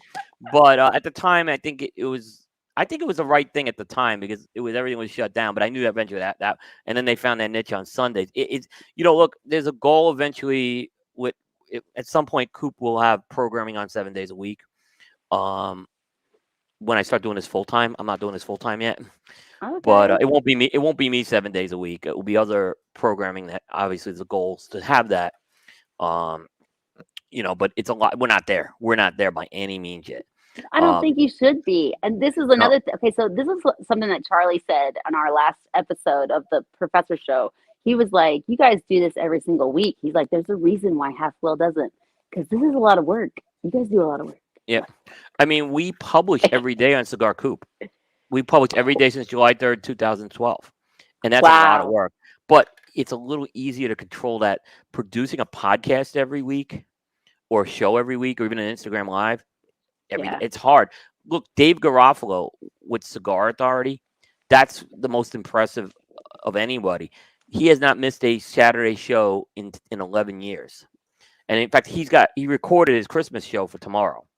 So he's going to be on tomorrow. They do not miss a week, which is that is the ultimate Iron Man streak in any media. Yeah. And I have so much respect for what Dave's done with that. So we have programming, but we do skip weeks. I'm not gonna because like we skipped this. We didn't do a show on Thursday. So we do skip some things. Because it's hard. I mean, so yeah, that was an Yeah. ambitious goal you had. What stunk about that is I have a staff meeting at like 10 every morning, and I never get to see it live, which stunk because I have that Oh, staff meeting. Yeah, unless I had the day off, so it was kind of like, I know, right? It was, but what happened was is that it ended up being like the Bakersfield Gentleman's page just happened to be on at yeah, like 7, 8, or 8 yeah, a.m. every morning, and they were like, and Miguel was like, "Well, I don't think I can do this anymore," and I was like, "What? You've been doing this for 3 years. You can't possibly let those things go." And then he's like, I was like, "I'll take over if you want to," and he's like, "Oh my God," he's like, "Let me talk over it with Frankie." He talks it over with Frankie, and then the next thing you know, he's like, "Go for it." I'm like, "Okay." So I'm hosting this show. And then the first day and even the second day, I got 2,000 people watching me at like literally I'm live. And right now it says 15 people. It said 2,000 people. And I'm like, are we still wow, doing this?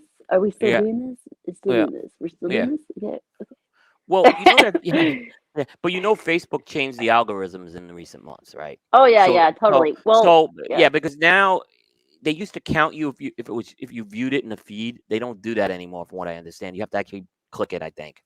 So everyone's numbers went down, Hmm. unfortunately. But I don't think the numbers were ever as high as.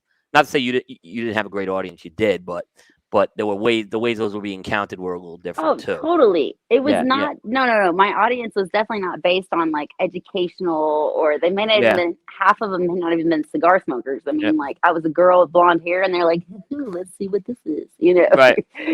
But that's where, you know what, that's another thing that I would, an elephant in the room. I mean, let's just point that out. You know, you guys work so freaking hard. And I mean, my hat's off to you guys for sitting and doing this with maybe 100 views or 200 views, or, you know, like that's the most that you get, you know, like is that many views, but yet everybody still knows you, you know, in the Yeah, cigar industry. we've had our big numbers. I mean, we had, I'll tell you what, Jonathan Drew and Nick Perdomo both cracked the 10,000 marks on shows. Oh, So nice. they've been big. We've had our big ones. But most of the shows do, like I said, most of the shows, it's our download numbers that are really going to drive it in the end. And here's how we know if the show, if people are talking about our show, then we know they saw it. So that's kind of how it works. When we see Absolutely. what we've seen. Right. And And yeah, yeah. no, go ahead. No, that's what I was Or going to say. Yeah. I feel like a lot of them though go back to the cigar lounge and they talk about it with the people in the cigar lounge. And that's where I kind of have to tell myself, like I'm like, okay, your numbers may be going down, but good God, you go to this one event and I can't even pee. Like it's like people are following me to the restroom. Like it was ridiculous. And that's We another question I have for you is like, do you know everybody's name? It's tough. I mean, I'm gonna be honest. This year at the trade show, people coming up to me and I didn't remember their names. I felt Oh bad. my. And you feel bad on that, and you're probably getting older, and you don't want to. If anyone's taking the time to talk to you and about your show, good or bad, they're taking the time to do that, and I'm always grateful for that. I admit I've gone into a cigar lounge, and there's times I just want to be left alone, but it doesn't happen like that. But people are taking the time, and you have to do that. Like I said, I don't view myself as a cigar celebrity. I think I have a platform with a lot of help from people that makes it interesting. And Melanie, I'll tell you what, when I get the picture of a lounge, when our show's up in a lounge and I see a crowd of people, wow. I Mm, mean, that's just like, wow. I've seen a lot of that over the years. yeah. So it's yeah, it's kind of funny. I get, I get those time to time from people, like, retailers will put a picture up of it or send me a picture, and I'm like, thank you. I appreciate it.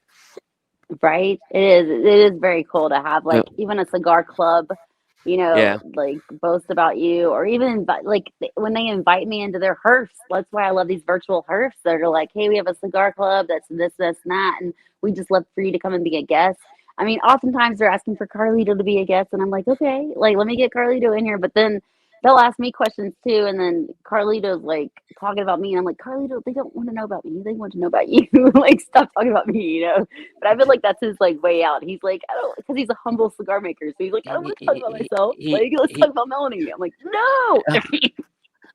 Wow, it's yeah, it's and I'll say another thing about the Fuentes. We didn't talk about this. When Liana was going to do our show, she had to cancel twice, and once was because her grandfather was sick, and the second was when he Yeah, passed. And that happens. That's human. Like, yeah, we get it. Don't worry about that. But guess what? Carlito stepped in, filled in both times. That's how we ended up getting him three yes, times. And we had him once, and then he filled in twice. He did not have to do that. That was not an expectation. We don't take that for granted. That's not what and he felt he had to do that. And I'm like, thank you. Cynthia did it as well. We're just grateful for that. yes. And It's a family business for it's a them. They are yeah, there but for each other for but to sure. take my little brand and take the time to do that, wow. I But mean, you're not a little brand. But you're not a little brand. That's you what know, that's what I find so amazing though, is that like we can go. I have to tell I literally have this debate with myself all the time because I'm looking at numbers and I'm looking at stats and I'm like, okay, is this really getting out to people or this and that? What's it, how can I sell it, get sponsors, this and that? And really it's like, no, Mel, it has nothing to do with the numbers. It has everything to do with just like these guys know who you are, they know what you're doing, or they like you, and it's like you almost just have to take that and be like, this is what it is. And I guess the cigar industry is so small. It's a 1% of, most of the entire world. It's yeah, literally tiny. And but we have a big impact, and you guys have such a big impact, and the numbers don't match up. So I love it actually. I'm like, God, stop looking at the numbers. no, yeah, I think I think, like I said, its numbers are a good thing. The website, we're very fortunate with that too. That we have that Yeah. piece. But there's so many different big platforms now that we're hitting, and some we do better on than others, and that's okay. We can't, we're not looking to. We're just looking to provide access to as many people as possible. Yeah, well, that's the most important part, Yeah, and the yeah, value that you guys provide is fabulous. I know yeah, that everybody yeah, loves to hear your reviews, that you have the respect of everybody, and I mean, the just the way you guys portray it. yeah, You're funny at the same time, you're serious, but at the same time, you're kind of like, just throw everything up in the air and just like yeah, fucking cut it off with your fingertips, and light the cigar with a bic. Who yeah, cares? yeah. Oh, so yeah, yeah, that's in the end, we're burning leaves, right? So as a uh, Right? yeah, that's what Robert Holt will say. We're burning leaves, and Whereas yeah, Carlito always says, he's like, what is it made of? It's made of tobacco. Tobacco. It's made of dead leaves, tobacco. dead leaves. But it's No, amazing. the leaves are still living. The Yeah, leaves are still living. that's true. Yeah, I should have said, aged leaves, old leaves. But They live as long as they burn. as long as they burn, yeah. I mean, and you could just it's incredible, and it's an incredible feeling. That Yeah. So, okay, speaking of that feeling, so I mean, how awesome do you feel being able to have the position that you have? blessed, and it's all. I mean, it's very grateful. Um, and it's not taken for granted. So I got to make sure I deliver on that, and when I make mistakes, I got to improve on it. And that's we're not perfect a lot of times either. And yeah, it's not taken for granted, but I'm honored. I'm just honored that people take the time to just check What's out your the content. favorite part of the process of producing or interviewing, or what's your favorite part? Um, it's it's the favorite part. You have to like media. You have to you mentioned it earlier. You have to like media to do it. And I do love the business of media. And I'm able to do it through cigars, right? Which is something that I love as well. So I'm able to get the best of both worlds. I love this media I love delivering media. I love smoking cigars. And then I have this third part, which is the people and the conversations I have with these people, and how I've made so many new friends with each. Like when we have new guests on, we make new friends, um, Yeah. and I don't think we've burned any bridges for the most part with anyone from doing a show. So we've had other bumpy shows. Even Brian, I'm not on bad terms with Brian. We disagreed on some things, but we disagreed on those things Of before course. the show, and we weren't going to agree on them after the show, and we'll disagree. And I think that's the other important thing is you can disagree, but you don't make it a personal thing on that.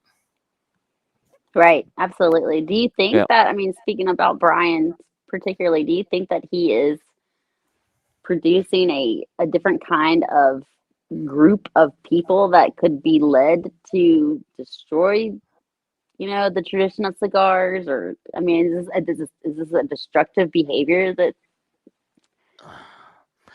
Um, I hope not. The problem, but it's unfair to put that all on Brian either. So, because maybe it'll be another, because I think he's got positive people in the groups. I think there's a lot of positives that he's got going with him too. So I mean, there's things that I laid out, things I disagree with him on. But obviously he's reaching. And look, I was told from people, and I said this in the interview to him. I was told from manufacturers in the industry that he is reaching a whole new demographic of cigar smokers that they were not reaching before. So right? I can something, totally see that. yeah. So yeah, it's there are things I don't think he needs to do that I think would certainly strengthen him in the long run. But he's had success. I mean, he's had some success there. So um, we'll see what happens. I think as he's growing too, it's harder maybe to do some of the things he's going to have to play it a little more closer to the middle. I think because as he grows, just like anyone, as you grow, you have a target on your back suddenly, and you're going to be open to the criticism. And your criticism is going to be much more visible than if you were small. So that goes with the territory.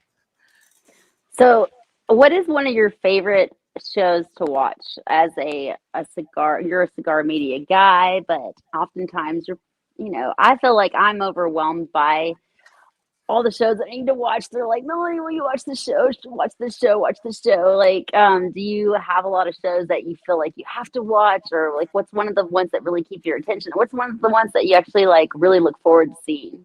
I'll go with some of the guys who are on my show. Like Aaron does the video reviews on developing palates, and they're very entertaining. They're panel discussions on a cigar, and they kind of will have differing opinions sometimes on those. So I always try to catch those. Those are smaller shows he does a few times a week.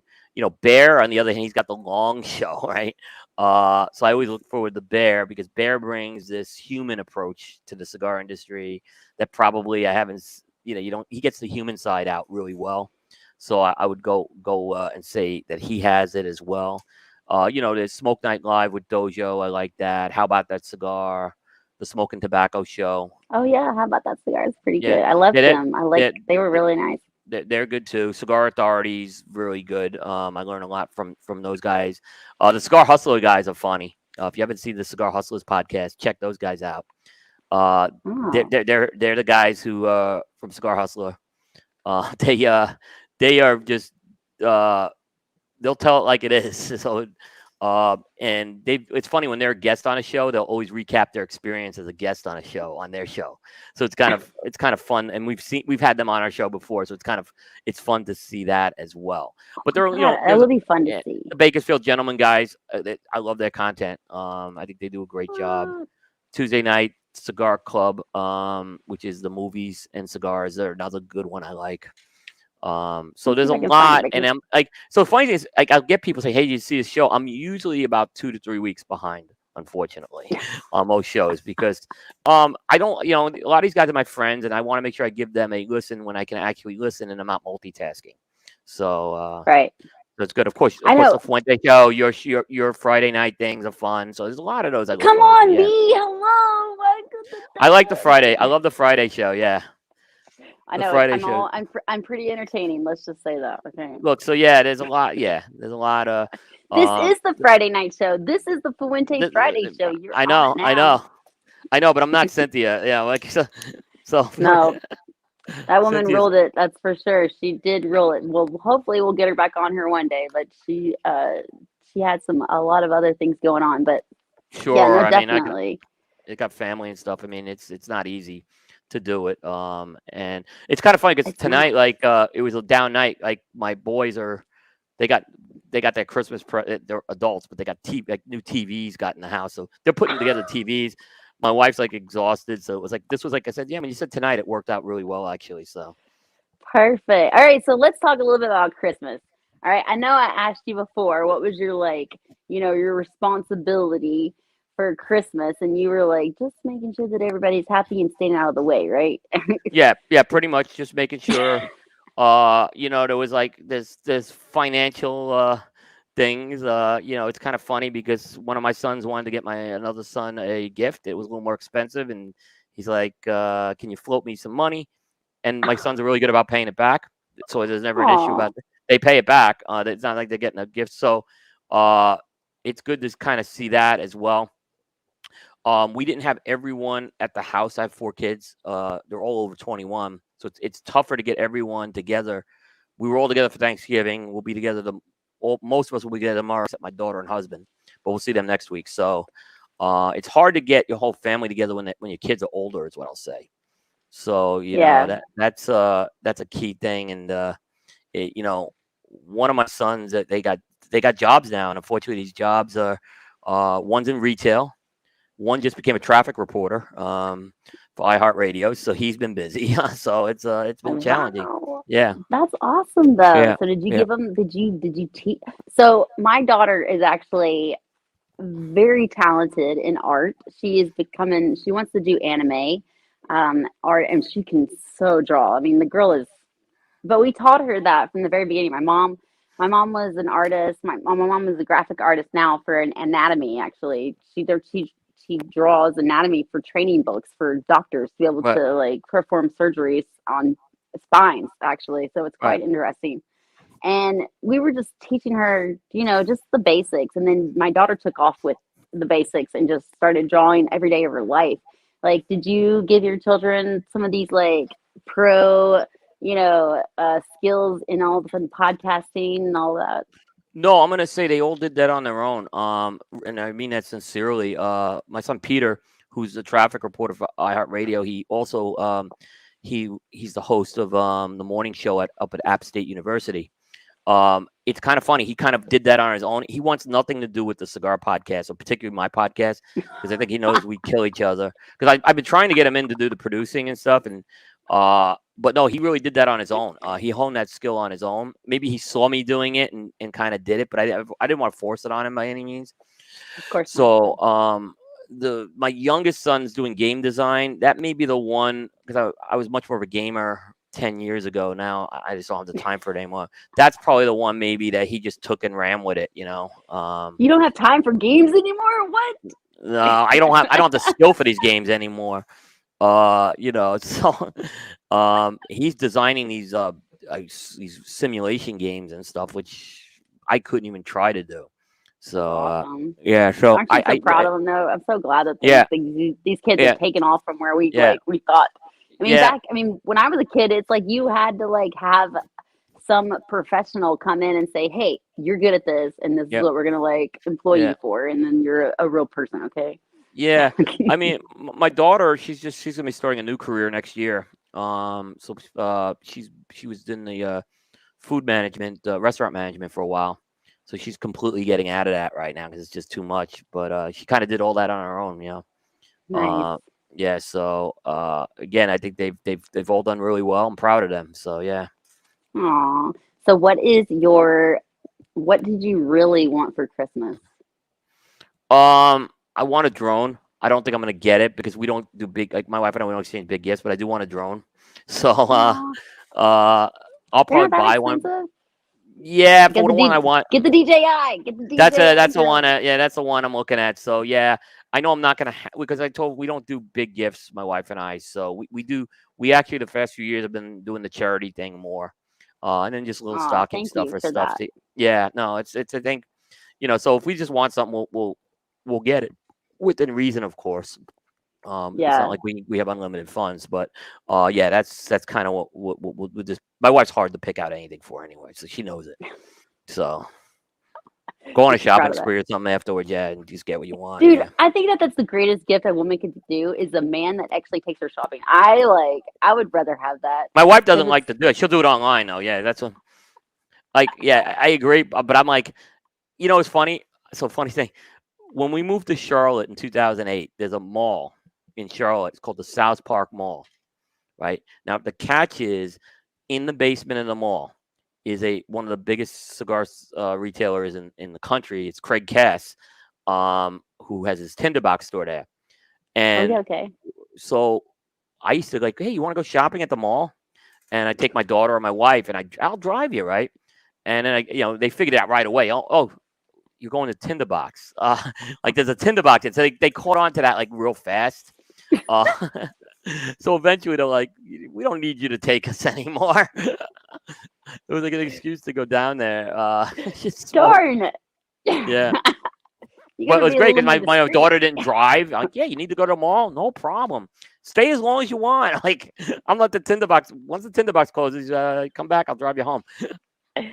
Oh my god, that's hilarious. Oh Yeah. my goodness. All right, so we've almost been on here for 2 hours. I could sit Wow, here it and went talk. fast. It went I fast. know, right?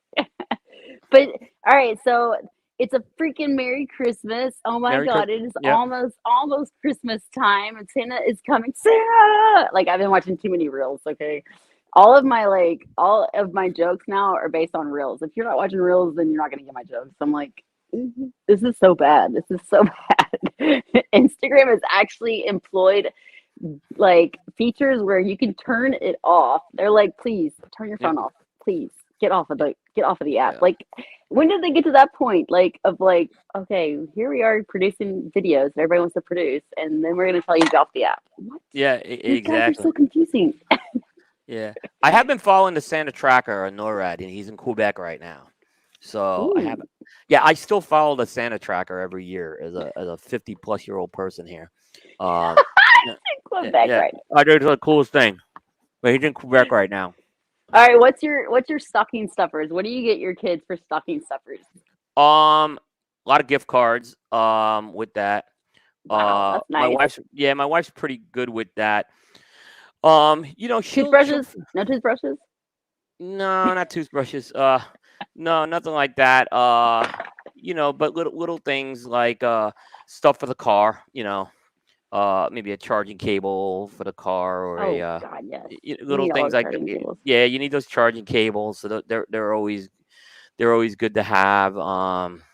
The travel cases for whatever whatever they need. Dude, With I'm a travel person. I love my travel cases. I yeah, love having everything separated. And then yeah, whenever I leave, I just pack it into this one little thing that like shoves it.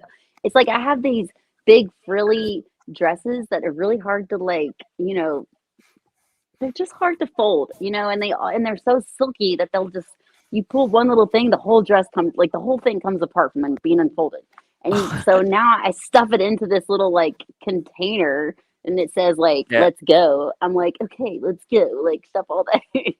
And then right, I just like tap it on, like put it on top of each other. I love it. I'm yeah, like, yes, please. Oh, and then I saw this new oh God, there was this new like piece where you like you shove it into this one suitcase, but then when you go into a hotel room, you can just like pull it all out, and it just like is all right there, like so nicely and organized.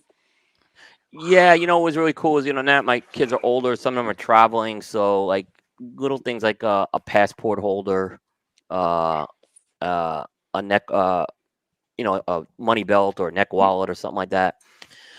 So we've gotten some things like that for them, and too, which just little things like that, which you can use on a trip. Yeah, totally. All right, well, thank you so much for being on here. Did you enjoy a drink with your cigar? I know they were asking about what cigar you were having. I'm smoking the Fuente Opus X Oscuro, and I'm drinking water tonight. Yes, you did I say did that, have a little didn't Johnny Walker Blue earlier, so. you? Ooh, nice. What's your favorite? What's your favorite spirit? I think it's that Woodford Reserve right now. It's one I Really? buy over and over again. I really enjoy it. Yeah. Well, there is a bourbon out there that I actually promote. It's called oh, he went away. It's called Bushwood Spirits, and that is an excellent bourbon. If you guys want to be able to purchase it, you can definitely hit up www.bushwood.com/mel MEL and get a discount. Hold on, let's do this. There you are. Sorry about that. I accidentally closed my window. I was meaning to move the window over, and I Okay. accidentally closed it. Yeah. So you were saying about the bourbon? Oh, hold on one second. Okay. I don't know why that sounded weird. Okay, try this again. Yep. Okay. Yep. You hear me? No, I don't know. Maybe they can hear you. It sounds weird on my part, but You don't hear me. anyways, we're just good. I bet they can hear you. It's probably just me, but okay. Thank you so much for coming on, Coop. Like, Thank you.